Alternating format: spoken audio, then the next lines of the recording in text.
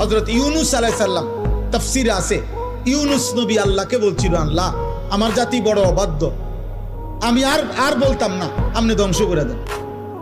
তখন তাফসীর আছে ইউনূস আলাইহিস সালামকে আল্লাহ বলছিলেন, ওই যে এখানে একটা লোক মাটি দিয়া মাটির পাত্র বানাইছে অনেকগুলো, তুমি একটু তার কাছে যাও তো।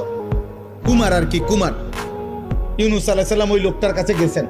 তা আল্লাহ বলছেন, ইউনূস ও বেটারে শুধু একটা কথা বলো, যে সে যে এই মাটি দিয়ে মাটির পাতিল বানাইছে, এরকম তার হাতের বানানো একটি মাটির পাতিল ভেঙে ফেলতে বলো, তারে ভাঙ্গে লাইতে। ইউনূস আলাইহিস সালাম বলছে, হে ভাই, আপনি আপনার বানানো এই মাটির পাতিল থেকে একটি পাতিল ভেঙে ফেলেন।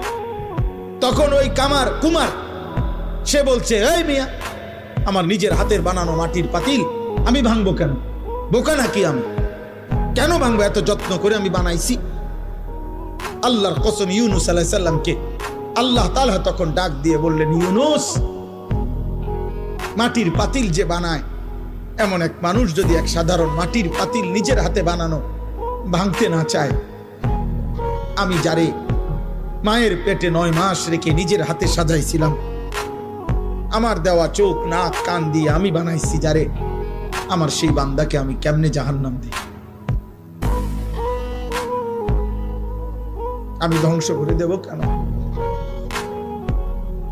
ও যদি তার মাটির পাতিল ভাঙতে না চায়, আমি আমার এমন যত্নে গড়া বান্দাকে জাহান্নাম দেব কেন? ধ্বংস করে দেব কেন? আমি অপেক্ষায় থাকি মাফ করতে।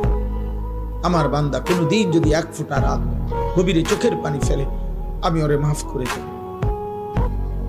যদি বলে বান্দা আল্লাহ গুনাহ অনেক বেশি, আল্লাহ বলবে সমুদ্রের ফেনার চাইতেও বেশি।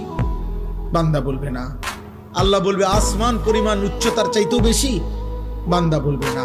তা আল্লাহ বলবেন, বান্দা আমি তো আসমান ছোঁয়া পর্যন্ত গুনাহ মাফ করতে রাজি, আমি তো সমুদ্রের ফেনার চাইতেও বেশি গুনাহ মাফ করতে রাজি।